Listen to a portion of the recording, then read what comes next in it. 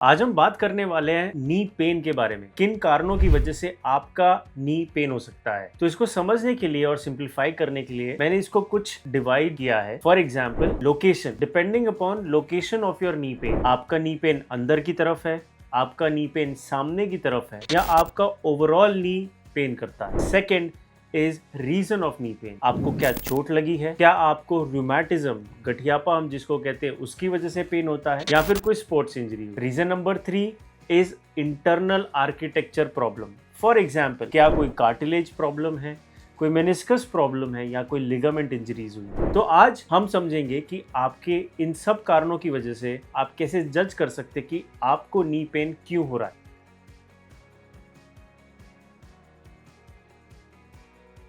Number 1 is location of knee pain.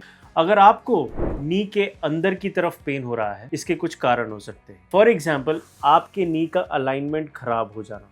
Friends, आप देखते होंगे कि आजकल नी बोइंग यानी कि नी में टेढ़ापन आना बहुत कॉमन। इनफैक्ट ये टेढ़ापन इतना ज्यादा होता है कि लोगों की चाल एक डक वॉकिंग, एक बत्तख जैसी हो जाती है। It is all because of a mall alignment of your नी। अगर आपके नीज टेढ़े हैं, आपके inner side of the knee में एक्सेस प्रेशर आता है, ये जॉइंट ओवरलोड होता है और आपको ये नी पेन की तरह प्रेजेंट करता है। अगर आपका knee pain front of the knee joint पे हो रहा है तो आपको हो सकती है पटेलोफीमोरल यानी कि सामने के जॉइंट का प्रॉब्लम। हमारा नी 3 कंपार्टमेंट से बना हुआ है, फ्रंट कंपार्टमेंट, अंदर का compartment and outside compartment. Front compartment में पेन होने का मतलब है कि जब आप मूव करते हैं, आपकी पटेला बोन जो हवा में उठ के चलनी चाहिए, चिपक के चलती है। ये चिपक के चलती है, there is extra friction and then you experience this knee pain. The classical symptom that you will experience is sitting to standing pain.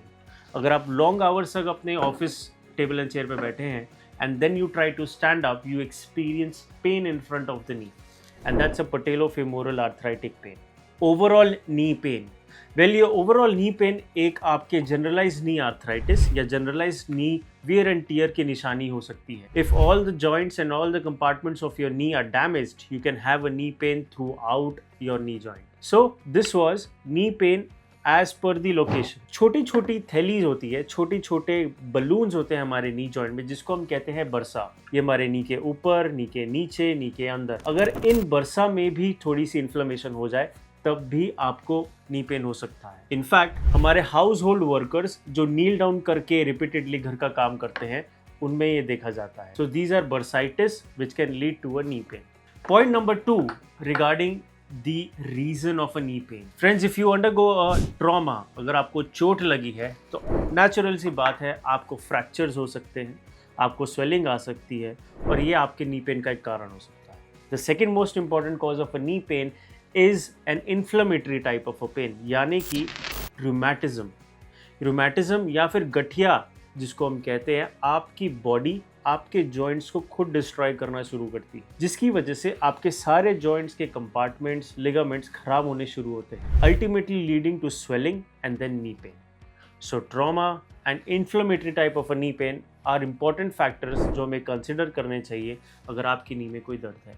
एक इंटरेस्टिंग बात ये ज़रूर बताऊंगा, कई बार other joint involvement, for example and very classical is your hip joint problems. इसे हम कहते हैं रेफर्ड पेन। रेफर्ड पेन का मतलब है आपकी इशू हिप जॉइंट में है लेकिन आपका पेन नी में महसूस हो रहा है। इनफैक्ट हमारी ओपीडी में ये बहुत कॉमनली होता है कि पेशेंट हमारे पास आया है फॉर नी पेन और उसका कारण निकलता है hip.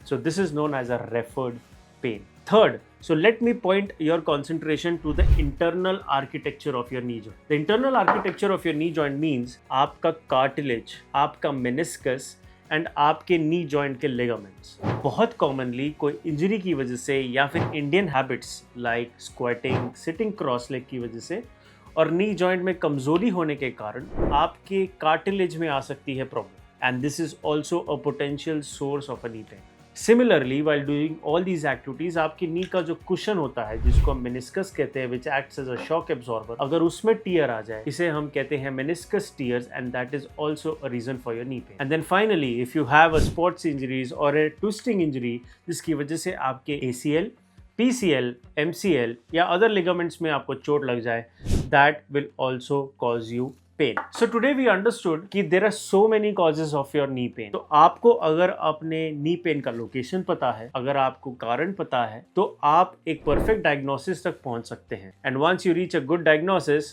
the treatment becomes simple, and that's a half battle won. So discuss with your surgeon what could be the cause of your knee pain and get it treated.